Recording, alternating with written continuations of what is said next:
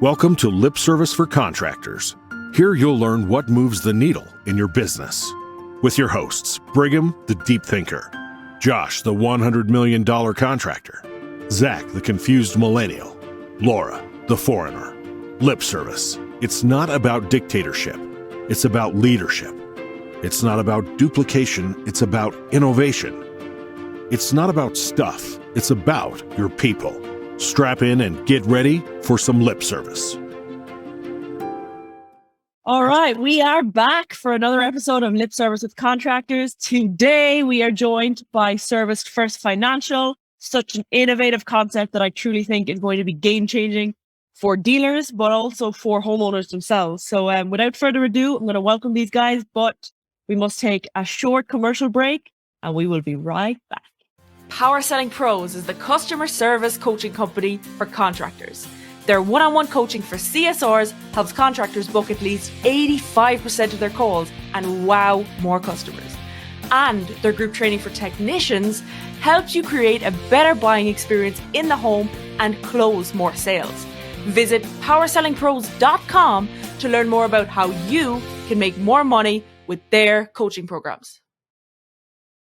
Chances are you love what you're hearing on Lip Service for Contractors. And if you want to go deeper, have an actionable playbook, or just want to learn from some of the most successful and profitable contractors in the industry, check out Clover Marketing from Josh and Laura.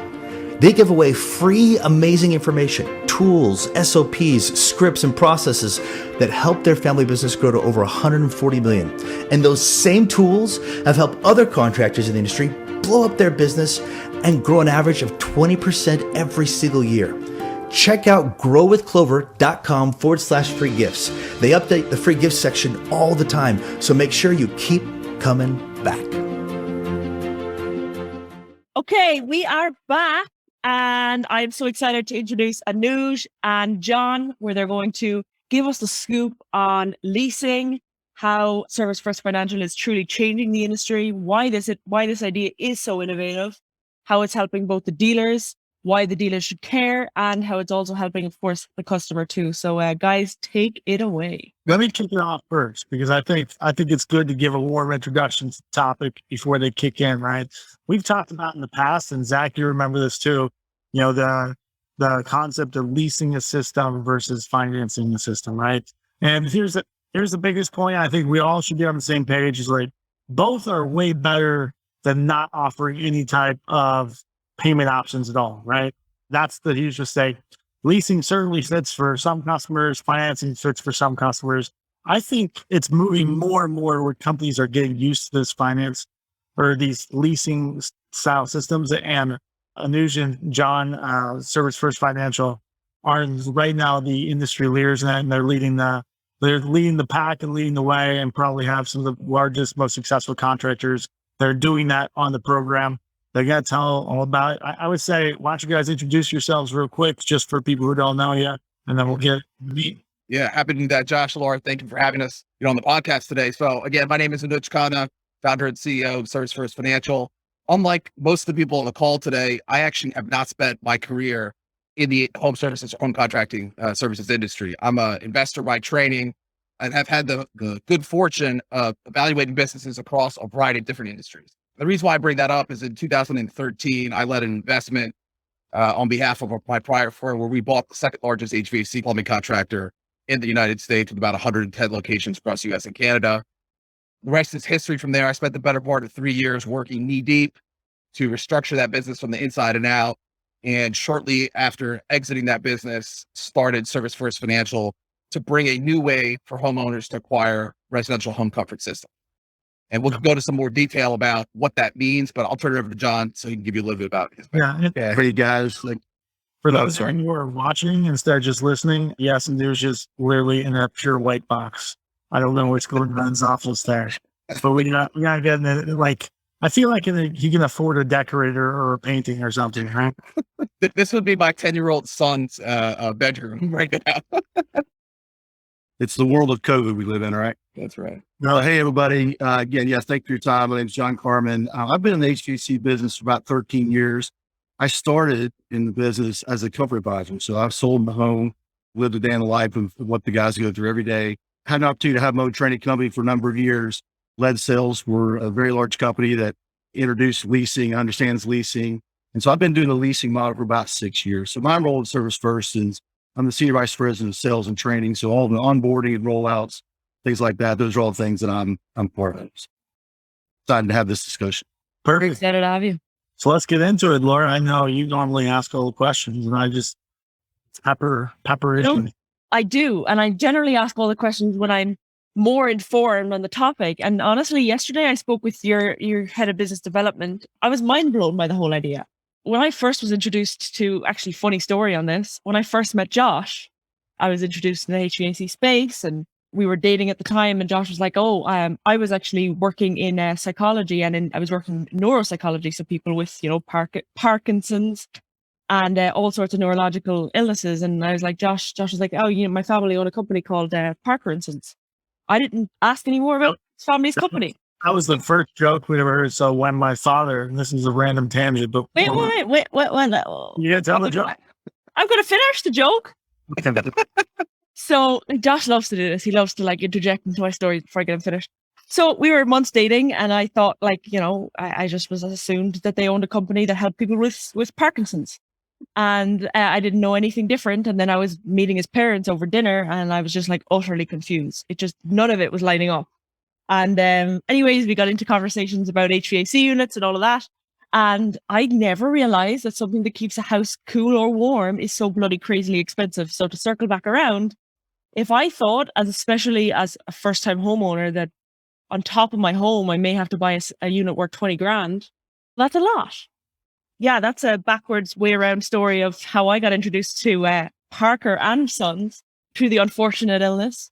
But yeah, I totally interjected your joke because you interjected mine. So if you want to pick it back up, Josh, now's your time. Yeah, I know when we first introduced to my family, that was, my father was buying Parker and Sons. My families are drinkers and jokers, right? The first thing, just my uncle yells in the back of the room, Parkinson's sounds like a shaky company. Well, yeah, no, pretty good. Didn't think about that. Anyway, yeah. So that's an unfortunate name, clearly. Yeah, 20 grand system. That's a nice system. You probably live in California or get a really nice system, but there are ranges to systems, right? And let's start with the basics, right? Everyone should know and understand, there's a big difference between, a $20,000 ticket and $4 to $5 a day, or if you're not as effective, $180 a month or whatever, right? These are all the same numbers, by the way. But walk us through, really, the leasing system is fairly new, right? And it's starting to gain popularity. Why is it gaining popularity? And in what situations is that better than financing and vice versa? Great question. So just as a matter of background, if you look at our neighbors to the north in Canada, leasing systems has been relatively prevalent there, both on the water heater side and the HVAC side. Okay. It is new to the US market. Okay. In the last, call it 3 years or so. And I think the reason it's new to the US market and why it's gaining steam is a little bit different than the Canadian market. Okay. In the Canadian market, there was a legacy utility kind of behind it where the major utilities were offering these programs to the vast majority of customers were leasing their water heaters. In the United States, it's actually consumer driven.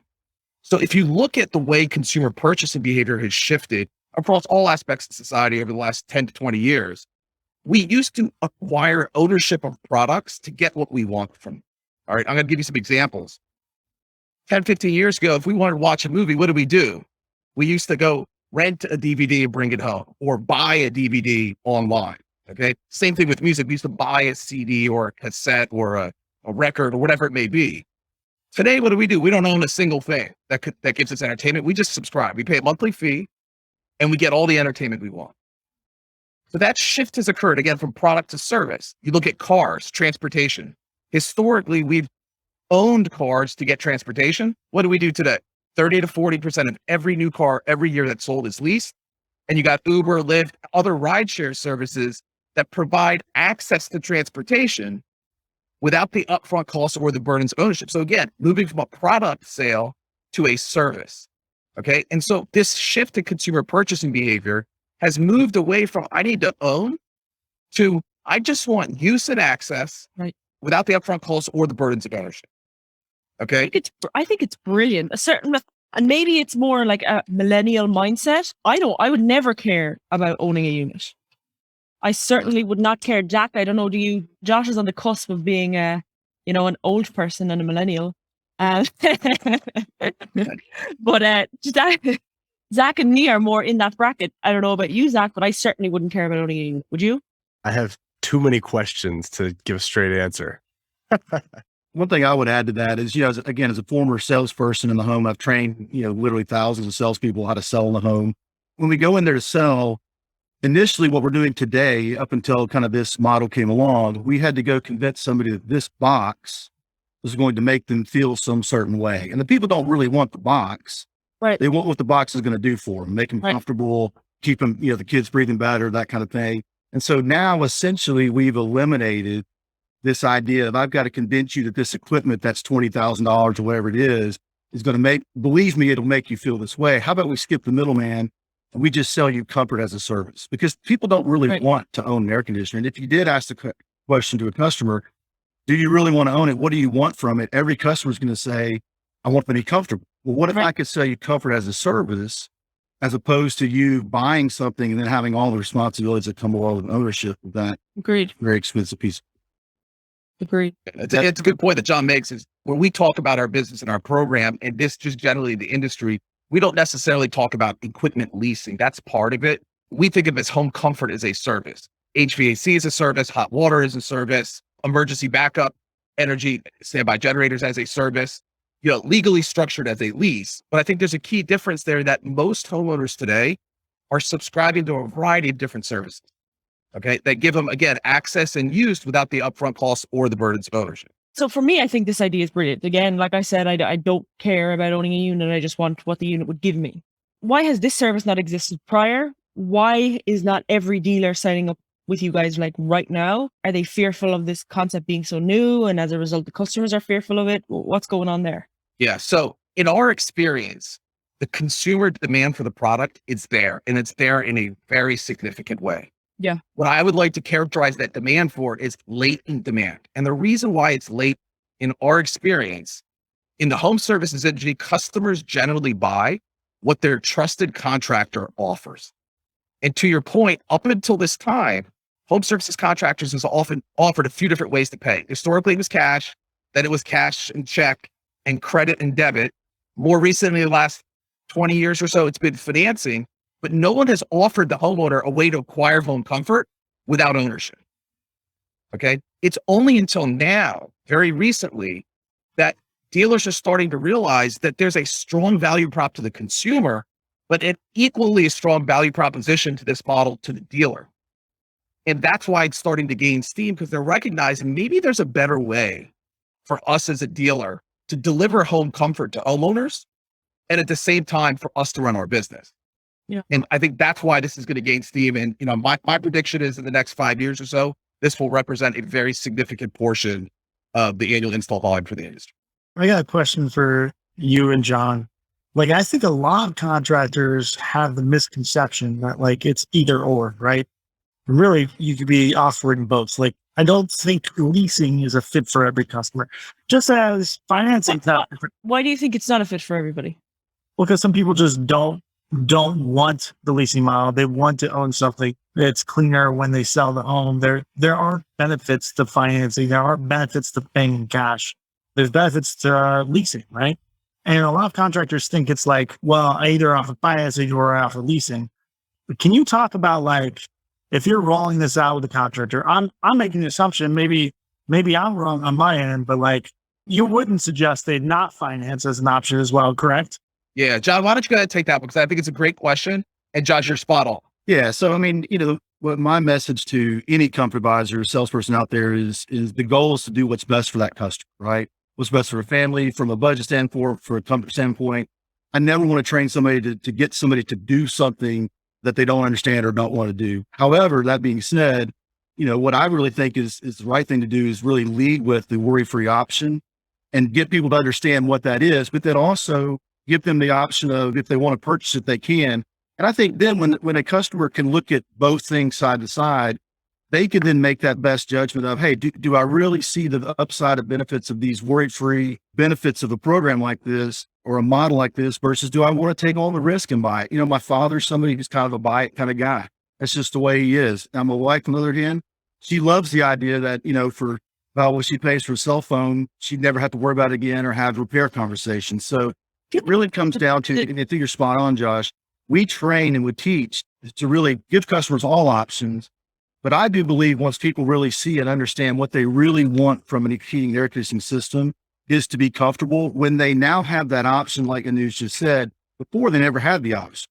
But now because they do have that option, many people are kind of going, yeah, on second thought, I don't really want to buy it. I thought I had to. I'd rather have this instead. And if they want that, then go for it. If they want to buy it, and then we would press hard 3 copies, how would you like to pay for it? Cash, credit, finance. That's what. Yeah. Okay. I think a big reason, now obviously anything new, contractors tend to be slow adapters in general, right? We all are. That's just our style. Good or bad, that's contractor style for the most part. I think part of the reason people aren't hopping onto this more, and I don't think we need to do like a 15-minute pitch or anything, but like, how do you recommend like actually having this conversation? So I'm sitting in front of a homeowner, right? They need a new system. I'm presenting multiple options. Now we've got them to pick which, option they think is the best option. And then we're going into how to actually pay for it, right? Now, normally that will be done kind of during the process, but if you're offering multiple options on how to pay for it too, right? Because really, Sure. Like, walk me through how you would actually sell this when you're sitting at the customer's kitchen table. Yeah. So first of all, I think you're right. I mean, my mindset has always been to find out what the customer really wants from their heating and cooling system. It really doesn't matter about price. Here's some different options, what best meets your needs. And so then based on that conversation, then we're going to get to the investment options. And so as we sit down, we start talking through that, it kind of goes along the lines of, hey, there's a lot of ways we do this. Traditionally, you could pay cash credit financing. We certainly have those options, but we also have, our Premier program, which is our worry-free option. What have you heard about that? Customer's probably going to go, I don't know, I've never heard about that. Or hopefully maybe they've seen an ad or somebody's made a suggestion about it. And they say, well, what does that need? And then it's simply asking them questions like, what do you have? What are some services you have that you don't own, which you make monthly payments on each month? And they might say cell phone or maybe security system or yard service or whatever it might be. And helping them understand that they can have their comfort needs the same way that they treat all of these other services that they probably already use. Because a lot of people, they may at first think, well, leasing an HVAC system, I don't lease my furniture, I don't lease my washer and dryer and associated with that. But what they don't realize is that many consumers already do this with so many other things at home. So we present that and give them that option of, here's these worry-free options, here are the different benefits of this service. How does that sound to you for about $180 or whatever it is a month? If the customer says that sounds great, and we move forward and they fill an application, we go with it. But if they go, well, okay, that sounds pretty good, but what if I wanted to buy it? How much is it? Well, then we'll shift and say, well, here's how much that would be from an investment option. But unfortunately, here are the things that you don't get that are worry-free of your whisper. So based on that, which one do you like better? And I think the biggest thing here is it gives a differentiator and an option that they don't have today. Today's option is either you, Mr. Contractor, or I'm going to go get another quote from another contractor. Right. This kind of allows that option where the customer can say, I don't know, do I want to do the worry-free leasing option or do I want to buy it? What's best for my family? And we would train the guys to really go down that road, treat the customer what's best for them and let them decide. It seems like a huge part of that pitch is normalizing the service, like normalizing the fact that, this isn't without you saying this isn't odd. You do this anyway. You just have not yet done it with HVAC. Yeah, there's definitely an education piece where we have to help them understand what it is because they never thought about it. When the supervisor shows up at the house, they think they're about to have to write a check for $15,000, right? Or $20,000. So there's a fear and anxiety. So when you come in there and say, hey, what do you really want? You probably don't want to do the repair, but a lot of people do them reluctantly because that's all they could do. It's the only choice they thought they had or shell out $15,000. But now they know, hey, for probably less than the trip charge, the diagnostic fee, I can put a brand new system on my house and never have to have a repair conversation. Again, that sounds great. Tell me about that option. And so to your question that we do as part. Yeah. To your question earlier, there's less of normalizing necessary for consumers actually. Huh. Because they're ready for this. They're aware that they buy everything else like this. Actually, where the normalization needs to occur and where it's harder is actually with the contractors and the comfort advisors who've been doing business selling boxes for the last 50 years, and getting them to understand that the consumer doesn't actually really want to overbox.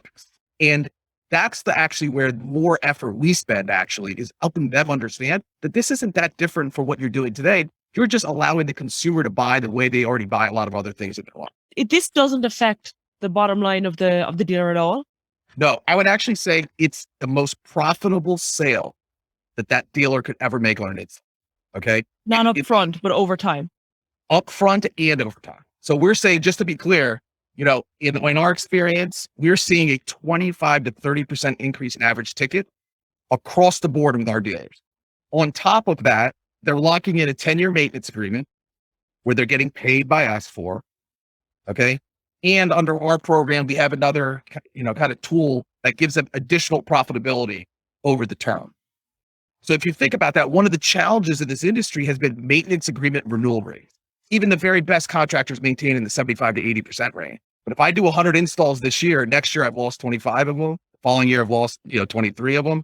By the time all the service and maintenance revenue comes, you've lost the vast majority of those customers. Under this program, you retain every install customer for 10 plus years. If you're a multi-trade contractor, now you're in that once or twice a year. You have the ability to sell plumbing. Our program can be used on HVAC, tank and tankless water heaters, water filtration systems, and standby generators. What causes the 35% increase? Have I missed something there? Great question. There's two things. When you offer a monthly service, think of telecommunications. They offer good, better, best, 185 channels, 220 and 300 channels plus HBO and Showtime. Why did they do that? I have 3 cable boxes and a cable router in my home that I technically lease from the cable company, right? They do it, but no one thinks of it as a lease, right? They think that that's my cable and internet service. They do that because consumers end up buying what they want as opposed to what they think they can afford. So they upgrade with HBO and 300 channels, even though they only watch 4 channels. Okay. So because of that, consumers are upgrading to higher tier equipment, right? So good, better, and best. And the inclusions of indoor air quality on our program are dramatically higher than the industry. Over 50% of our systems have UV systems included, and like somewhere between 65 and 70% have upgraded filtration systems. So the combination of those two things is driving higher average ticket. How's it? No, I mean, that's super, super interesting. I'm sure you have case studies on that. I'd love to be able to share them. I'm curious, I'm not calling you out in any way, but like how much of that is like people going from not really offering financing to offering leasing, and how many were really good at offering financing and moving to leasing too? Because it's good. It's a good point. Yeah. If they never offer, it's like $20,000 a week off. That's you're going to get a much higher average ticket. It's a good question. We generally look to partner with dealers who offer financing and offer financing actually in a big way. Because if they don't, they're generally not going to do very well with this program. So when we make that comparison, virtually all of our dealers are financing like 50% or more of their install volume. Awesome. The other question is like, I'm hearing this and I'm being devil's advocate over here, right? And we got contractors out there, and what they're hearing when they hear this podcast, they hear John's pitch, they're going to hear, oh shit, you're complicating my sales process, right? Is that going to affect my closing rate? How do I get my salespeople to really buy into this and do this effectively, right? Because not only are you trying to educate them on the company, on the product, on the service, now I have to really kind of also teach them about, and new financing options. Does that make the sale more difficult? Can you guys talk to that real quick? Yeah, I'll let John touch on the close rates in a second. One thing I will say related to that question is this program has the ability to drive so much value for the contractor that anything that could deliver that is going to require work, right? The great thing about it is our business is set up to support our partners with on-site training. And that even after the onboarding, we have former comfort advisors on our team that do ride-alongs and all the things like that. So they're not alone. They have our support, but it does take a little bit of effort, a little bit of accountability within the organization to really drive this through. Because generally speaking, we all know this, human nature is the default to what is easiest, right? And this is not going to be easiest because it's new and it's different for comfort advisors. And so we spent a lot of time on the training front trying to ease that transition. But John, why don't you talk about close rates? Because I think it's an important. Yeah. So, and I'll add to that. I mean, one of the things we do before we go onboard a contractor, we want to understand their sales process. And my goal and my team's goal is not to go in there to change a much stuff, because you're absolutely right. If I go in there, pitcher's throwing strikes all the time and I try to make him throw curveballs, it kind of can mess up the whole thing, right? So we really sit down and understand what it is. And then this works really nicely into that, be it from the technician or CSRs or salespeople. How does this fit into what they're saying? And from a close rate, if you took last year's sales, your numbers, if they had an option like this where somebody could have said yes to it, the high likelihood is that some of those customers, rather than doing a repair or maybe go with another contractor, might have chosen to get a brand new system instead of one of those other options. So just by having another way, as a former comfort advisor, anything that can get me to a yes and give them another option where a customer could say, well, no, I don't have $10,000, or no, I think I'll just put some more refrigerant in it, or I'll put a fan motor on it. Oh, I could get a brand new system, which is what I really want. It gives me another way to really make a close. And I think what we're seeing is, 5 or 10% more closing uptick in their closing percentage, just because they're now giving the customer what they really want, which they had before. They never really had that option to be able to give to. So, and our guys are really excited about it, because when those closing percentages go up, they look at it and go, man, okay, if 10% or 20% of my sales now become, or 30 of the leasing model, my average ticket went up 30%. What's that do? Maybe my commission rate has gone up higher. So if I ran the same number of calls and this many people chose this instead, I just got a 20, 30% raise, not even running any more calls than I ran last year. So I'm very curious, for what type of homeowner is leasing the best option? And for what type of homeowner is it absolutely not a good option? Sure. So here's what I would say. I think it comes down to that individual homeowner's purchasing behavior. I'll give you some concrete examples. We have, your millennial generation bought their first house. They stretched for it. They planned to put some money into their kitchen, and they walk into the house and the HVAC system's broken. Now they're trying to figure, do I spend the money on the HVAC system, or do I get my new kitchen? This program is great for them because they'll never have to be in that position ever again. They get a brand new system and they can spend the money on their new kitchen. Real life example of one of our customers. Okay. We then have customers, professionals, very wealthy, have all the money in the world to strike a check for cash, travel a lot, family's at home, wife and kids are at home. But you know what? He wants worry free. When I'm away, I want to make sure my family's taken care of, my home comfort's taken care of. Anything happens, I know my FHR is going to be out there to fix it. They love the worry-free nature of the program. Then we have older senior citizens on a fixed budget, okay, that love the certainty of never having $1,000 repair. They need a new system, but they don't want $1,000 repair. They don't know how long they're going to be in the home. Under this program, you can transfer it, unlike an installment loan, okay? So we oftentimes run into customers that say, I'm only going to be in my house for 3 years, but I have to get a new system. This is a perfect solution for them. Under financing, if you buy that system, you've paid for 100% of the useful life, even though you may only use it for 2 years. Under our program, use it for 2 years, sell your home, transfer it over to the new homeowner, you're free and clear. That's contingent on the new homeowner accepting it, right? That's correct. And if they don't, they always have the ability to exercise a buyout that's listed in the contract, and it's never more than what they would have originally paid had they decided to buy it. So it provides a lot of flexibility to the customer. So to answer your question directly, what we say is never prejudge the customer. Lead with it, offer it every time. If a consumer doesn't want it, pivot, close the sale, never lose the sale. I think of this, in a way, like I remember, I'm aging myself a little bit, and you're newer. Everybody but me and John are fairly new to the industry. I remember, John, you remember this too. There was a time where people didn't want to take credit cards, right, because of the 3% fee, right? I was like, no. You're like, if they want to give you money, take the money the way they're going to give you. Yeah, you're right. Like, It's on sale. Yeah, just take the yes, right? I think that I look at this as like another option to collect money. Like if this is what they want to do. And I don't think, like, I know it's you guys' business and like you would love everybody to do this with every single one.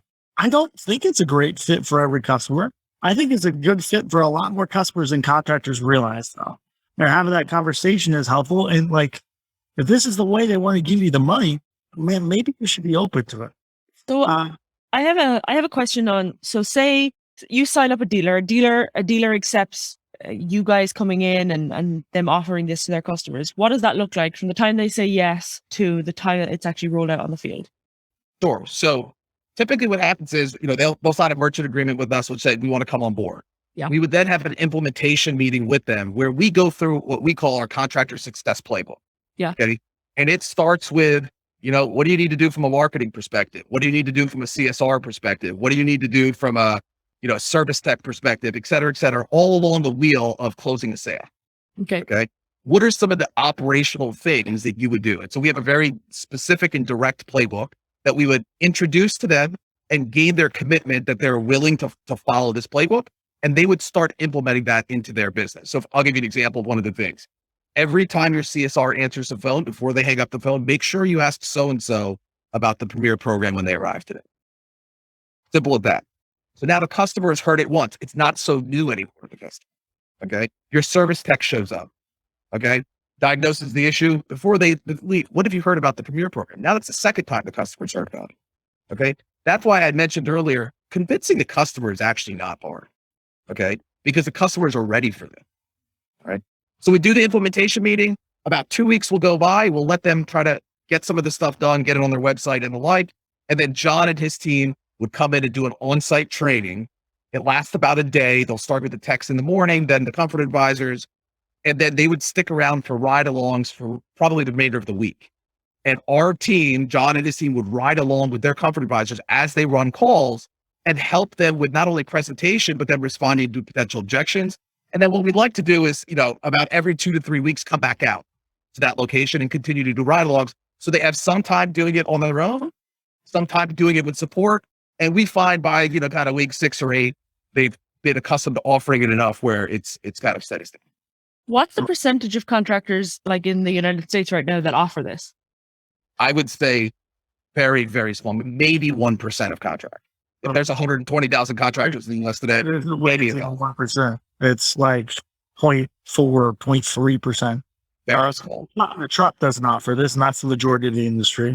You get over and chuck in the truck, they're not offering it. And really, I mean, there's not a lot of adapters in this yet. There's some people making waves that are doing this for sure. And it's certainly becoming more and more a conversation topic, ever going to be.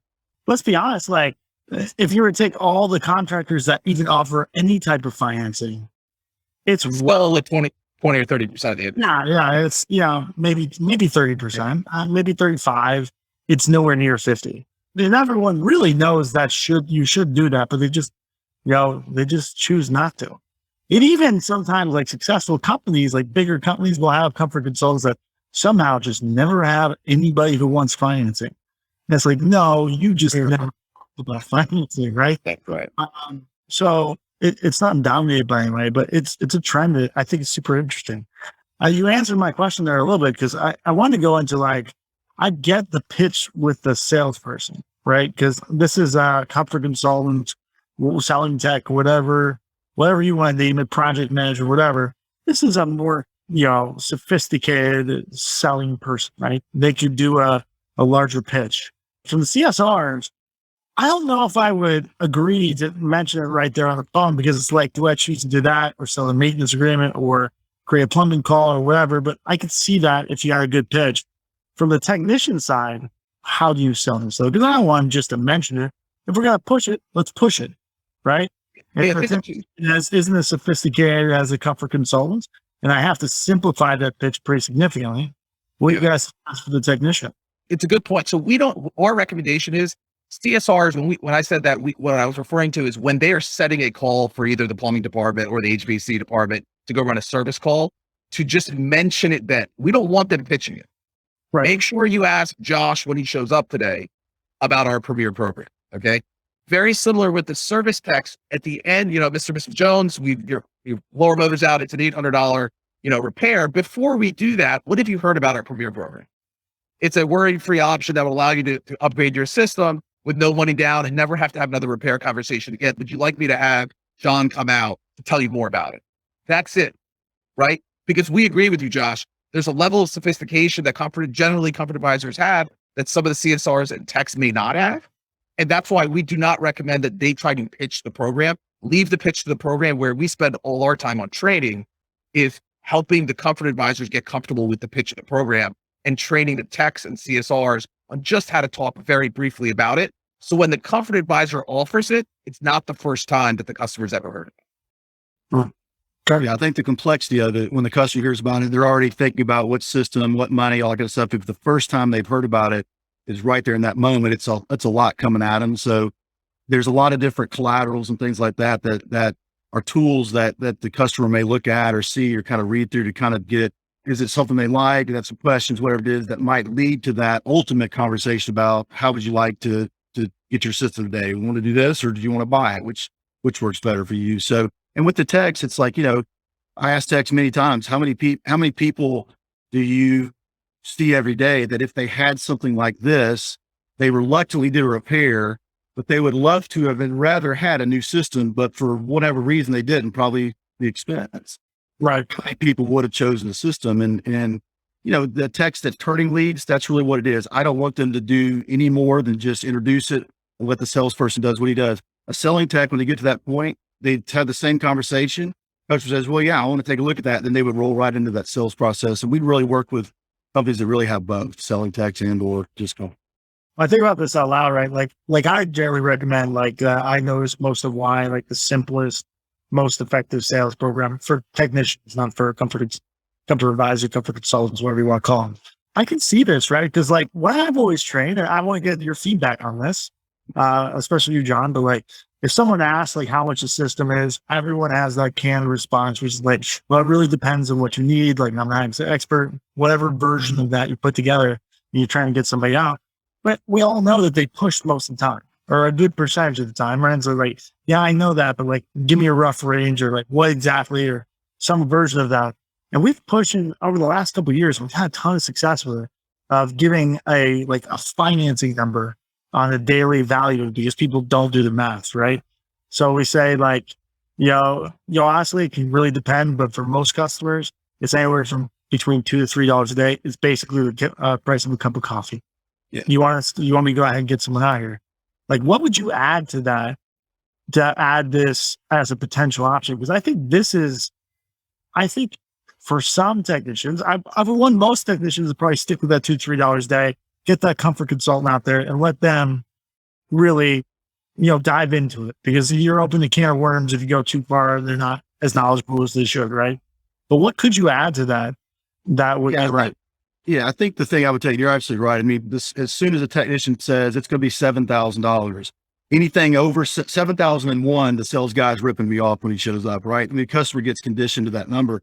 So what I would tell them is, and when people ask me the question, or as I train people, that it's more of, okay, well, we can certainly get to the investment options. Did you guys have a way, something you were thinking, but really mainly, what do you like about the system? All of those kind of conversations, like you were saying.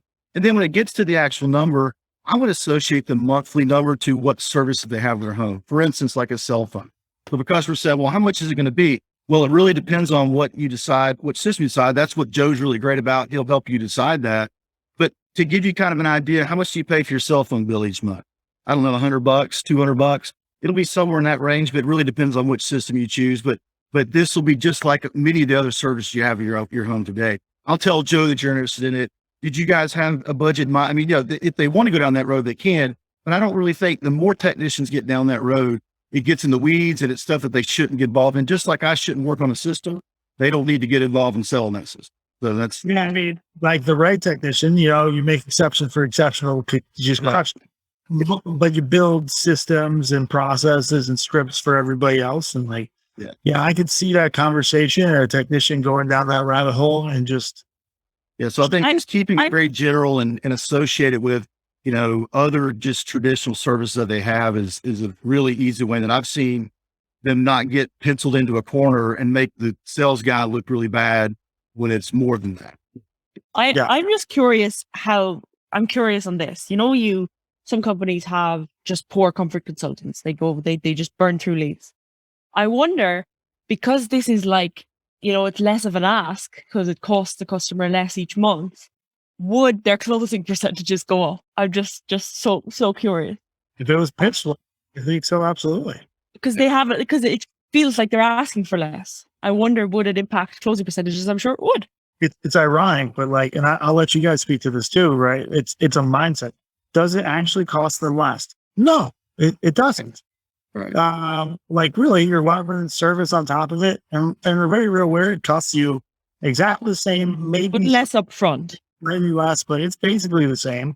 It's the same as $2 to $3 a day, right? Well, $2 to $3 it's not really. It's not $3. really the same, Josh. It's not really the same. It's not. And I think here's the difference. I think this is an important point. When you think about ownership, that's you're buying a box, right? Right. Under this, you're buying a service that includes all your maintenance, Right. all your parts and repairs. Okay. You never spend another dime, all your consumables. So no filters, no UV bulbs. Okay. It's completely worry free. It's transferable. It doesn't show up on your credit report as a debt. So it doesn't affect your DTI. Okay. There's a whole host of things that are better. And you can pay for it with a credit card, unlike an installment loan. So there's a whole set of benefits consumers are getting out of this that they don't get out of cash, credit, check, or financing. So and it's really not the same thing. So when we think about it, John will train to this very, very, hard. Don't mix the two. This is apples. This is asparagus. Lead with asparagus. And if someone wants apples, just pivot to apples and sell them out. Yeah. I think let me clarify when I said it's the same, I don't mean it's the same experience. I don't mean it's the same price. Really, like No, it's really not though. it is. Because because how is it? So a consumer. It's built into the cost. It's not like you're giving them away for free. I agree, but but they may never end up paying the price in the system. Yeah, but here's what I would say to that. It's like you think about your DirecTV or one of those things. How much do you pay a month for a satellite service like that? $180, $150. Think about how much that is. You don't think about that over cost of it all. Right. How much do I pay a month to watch TV, or how much do I pay a month to be able to connect to the world on my phone? That's what and so really the people who really are drawn to something like this, consumers, are the folks who go, hey, for that amount and I can never have to worry about it again, sign me up. That sounds fantastic. Agreed. It's a different experience. But to be clear, just so we're on the same page, Laura, like it's basically if you were to buy that system yourself and do the repairs and have the stress and have the headaches and all the other benefits and disadvantages, whatever, it ends up being about the same amount of money, right? Yeah, Like, but the freedom, correct, perception is different, but in the short term, it's significantly less. Yeah, like Laura's right, because if you're a customer and you happen to get that system that has 7 repairs over the term, it's not going to be the same cost. Our option is going to be way cheaper. correct. Right? And you could be the opposite way too, though. Let's be fair about this, Right. Yeah. So it provides downside protection. telling you this, you don't sell this as this is a cheaper option. You sell this as this is a better experience because it's not a cheaper option. Essentially, if you got financing and a membership and a club membership, you essentially receive the same benefits, right? Not really. That's so I can tell you, we probably, talked to 1,500 contractors over the last 2 years. And I'd say probably 20 or 30 of them will say, well, I can do this on my own music fee. Right. Huh. And so I said, okay, so tell me, how would you do it? And why haven't you done it yet? Right. Yeah. And not a single one of them has done it yet. So let's just say you use a 10-year financing, parts and labor, and somehow you get the customer to prepay for 10 years of maintenance. Okay. What about consumables? What about filters? What about UV bulbs? What about the transferability of it? What about the ability to pay for it on your credit card? What about the fact that it doesn't affect their DTI? Like there's a lot of benefits that the program provides to consumers that can't be replicated by bundling this all together. And the number one thing is retention of customer. You could sell them a system that try to get them to renew every year. We used to have a team at my former company of like 20 people that their entire job was calling on customers to get them to renew their maintenance. What a waste of resources. Put them on this program, they're locked in for the next 10 years, deliver a wonderful experience, and they'll be locked in for the next 20. Why fight that battle of constantly having to retain your customers? It was one of the things that struck me as odd about this industry is you sell one of the most expensive things a homeowner's ever going to buy in their lives, probably number 3, 4, or 5. An HVAC system, $15,000, $20,000. Those customers are rarely lifetime customers for those contracts. Why? It's just odd. And so this program seeks to shift that. Every install customer on this type of program is a lifetime customer for you as a contractor. Deliver wonderful service. They'll stay a lifetime customer for you and they'll just keep renewing and enjoy worry-free income. I enjoy this conversation thoroughly. I find it fascinating. I think the freedom it facilitates for people is tremendous. Yeah. It's Guys, I'd be remiss if I didn't say this. And this is, our business was founded to help independent contractors become more profitable and more valuable. Okay. That's our single goal. And if we are successful in that goal, then we will be successful. I think for contractors that are thinking about implementing a model like this, there's one thing that's very important for them to understand. Today, with your financing partners, there's a very transactional relationship. You originate a transaction on a customer, they finance it, and then there are two separate relationships. You have a relationship with that customer, and the finance company has a relationship with that customer. There's no tri-party relationship. Under this program, there's a 10-year tri-party relationship between us, the customer, and the contractor. Contractor has to provide services to them. We provide, they pay us for it. There's a tri-party relationship over 10 years. Selecting the right partner is absolutely critical. More critical in this than in finance. I see that's probably the biggest holdback is then it's a new novel concept and everybody fears the unknown. Like, I get it. What I'd love for you guys to do is send us over a few case studies that we can put in the show notes, Zach. So people can, feel more comfortable with this whole process and having that conversation with you guys. If people want more information, or they want to just, explore this and have a conversation, how do they get a hold of you guys? So they can go to www.worryfreehomecomfort.com. That's our website. Okay. And they can fill out a, form there, and one of our regional business development executives will reach out, in a matter of 24 hours. Perfect. I love it. Well, guys, I thoroughly enjoyed this conversation. I think it's fascinating. And certainly I buy into the concept wholeheartedly. I appreciate you having us on. We had a good time on this, and welcome any follow-up questions from your contractors who may listen to this.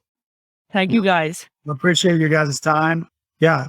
Don't hesitate. At least here's what I would suggest to every contractor. It may not be a good fit for you. It may be a good fit for you, but you should at least have a conversation and see what's out there and kind of understand at the very least, what some of your competitors are going to be offering, right? You need to understand what's going on and need to be part of the conversation. I think if you have the conversation, how hard you push it is kind of up to you, but I think a lot of people are going to want it as another option. I firmly believe if you have a conversation with anybody who forces you to critically think, that's just healthy and helpful, anyway. So reach out to them, sign up, and then I appreciate you guys hopping on and letting me push back and beat up on you a little bit. I'm a fan, but I'm trying to, use both sides to the best we can here. But look, anything we can do to help push the industry forward and serve as a resource to the industry, we're happy to do that. Even if that means they choose a different partner or they don't do it, that's fine. We're here. John and I are both here, to help push the industry forward. And that's why we want to be on it. All right. Perfect. Thank you so much for you guys' time. I appreciate it. And for everybody listening, make sure you follow, hit us up again. Make sure you're listening to the next episode. Give us comments if you really love this. Reach out to Anuj and John for sure. And then go out today and go change the world, guys. Appreciate you. Awesome. Thanks so much. Okay. See you guys. Thank you for listening to Lip Service for Contractors. We hope you enjoyed this episode. Make sure to leave us a review in the App Store and don't forget to share with your friends. Ideas are cheap. Implementation is what separates the winners from the watchers. Go out and implement these ideas. See you on the next episode of Lip Service for Contractors.